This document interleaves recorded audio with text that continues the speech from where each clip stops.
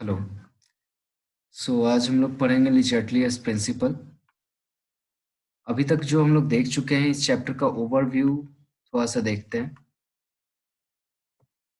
इस चैप्टर में हम लोग पढ़े हैं एक ऐसा रिएक्शन होता है, for example A plus B which produce C plus D, where this left hand side is reactant and this right hand side is product। ठीक है।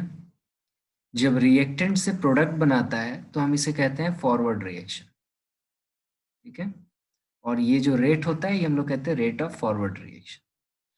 और जब यही प्रोडक्ट रिएक्टेंट बनाता है बैकवर्ड डायरेक्शन में तो इसे हम लोग कहते हैं बैकवर्ड रिएक्शन, और इसका जो रेट होता है इसे हम लोग कहते हैं रेट ऑफ बैकवर्ड रिएक्शन। जिस स्टेट पे ये rate of forward reaction rate of backward reaction के बराबर हो जाता है, उस वक्त बाहर से अगर हम लोग ऑब्जर्व करें इसको तो हमें दिखेगा कि ना रिएक्ट प्रोडक्ट बन रहा है ना रिएक्टेंट बन रहा है। बट एक्चुअली जितना रिएक्टेंट से प्रोडक्ट बनता है same amount of product reactant बना देता है। इट मीन्स दैट ये इक्विलिब्रियम स्टेट जो है बाहर से भले स्टेशनरी दिखे बट अंदर से ये डायनामिक नेचर का होता है। That is why it is called dynamic equilibrium. Okay. So equilibrium क्या है? इक्विलिब्रियम एक स्टेट है जहां पे रिएक्टेंट जितना प्रोडक्ट बनाता है प्रोडक्ट भी रिएक्टेंट बनाता है। ये स्टेट जो है वो एक रिएक्शन अचीव करता है। इस स्टेट को हम लोग हमेशा बनाए नहीं रख सकते, स्टेट चेंज हो सकता है। स्टेट कैसे चेंज हो सकता है? By applying a stress. तो हमें स्ट्रेस का मतलब पता होना चाहिए। ये स्ट्रेस का मतलब वो मेंटल स्ट्रेस नहीं, ये केमिस्ट्री में हम लोग क्या कहेंगे, केमिस्ट्री के लैंग्वेज में स्ट्रेस का मतलब होता है जैसे कि मान लो हम लोग क्या किए, टेम्परेचर बढ़ा दिए या फिर प्रेशर चेंज कर दिए या वॉल्यूम चेंज कर दिए, ठीक है, या फिर कॉन्सेंट्रेशन चेंज कर दिए। So this factors are represent stress. Okay, stress means we change this factors. तो अगर हम लोग ऐसा कुछ चेंज करते हैं तो इक्विलिब्रियम बरकरार नहीं रहता, इक्विलिब्रियम चेंज हो जाता है, इक्विलिब्रियम डिस्टर्ब्ड हो जाता है और रिएक्शन या तो फॉरवर्ड के डायरेक्शन में शिफ्ट हो जाएगा और रिएक्शन बैकवर्ड डायरेक्शन में शिफ्ट हो जाएगा। ठीक है। तो लिचर्टलियस ने इसके ऊपर एक प्रिंसिपल दिया है, वो हमारा नेक्स्ट स्लाइड में है। तो इन्होंने कहा था कि अगर एक सिस्टम इक्विलिब्रियम स्टेट पर है, यहाँ देख सकते हो, और इसके ऊपर मैं स्ट्रेस अप्लाई करूं, एक सिस्टम जो है इक्विलिब्रियम स्टेट पे है उस पे मैंने स्ट्रेस अप्लाई किया। कैसा स्ट्रेस? उसका कॉन्सेंट्रेशन, प्रेशर या टेम्परेचर मैंने चेंज कर दिया इक्विलिब्रियम स्टेट पे।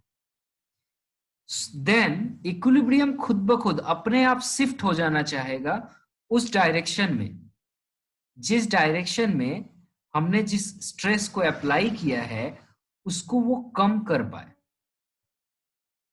ठीक है। अंडू बटन तुम लोगों ने कंप्यूटर में देखा है, अंडू मीन्स रिवर्ट करना। So, according to Lichard-Lears, if a system is in equilibrium, is subjected to a stress, that is change in concentration, pressure or temperature, then the equilibrium shift in such a way so that it tends to undo the effect of the stress।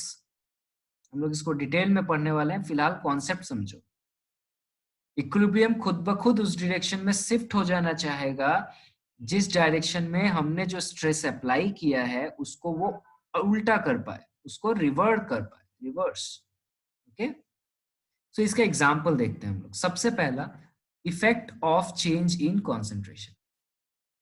ठीक है। तो यहाँ पे हमने जो stress apply किया है वो है कॉन्सेंट्रेशन को चेंज करना। चलो इसका एक एग्जाम्पल है, पहले एग्जाम्पल समझते हैं फिर स्टेटमेंट पे आएंगे। देखो,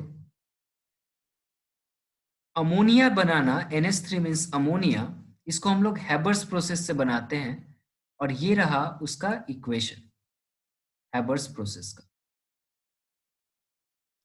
अब इस हैबर्स प्रोसेस में अगर मुझे अमोनिया का प्रोडक्शन बढ़ाना है, सपोज तुम एक केमिकल इंजीनियर हो और तुमको इसके फार्म में पोस्टिंग मिला है और तुमसे बोल रहे हैं कि भाई ये इक्विलिब्रियम रिच कर जा रहा है बार बार, अमोनिया ज्यादा बन नहीं रहा है, आप कोई तरीका बताइए जिससे हम अमोनिया बना पाए।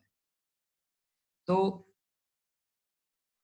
ये बंदा जो यहाँ पे है ये सोचेगा कि क्या किया जाए, इस इक्विलिब्रियम से तो मेरा काम नहीं बन रहा है, मुझे रिएक्शन को इस डायरेक्शन में शिफ्ट करना है जिससे मैं ज्यादा से ज्यादा अमोनियम प्रोड्यूस कर पाऊं। तो इस केमिकल इंजीनियर ने क्या कहा कि अच्छा एक काम करो, जो रिएक्टेंट है इसका कॉन्सेंट जब इक्विलिब्रियम रिच कर जाए ना, तो इस रिएक्टेंट का कॉन्सेंट्रेशन जो है वो बढ़ा देना। चीज को समझो ध्यान से।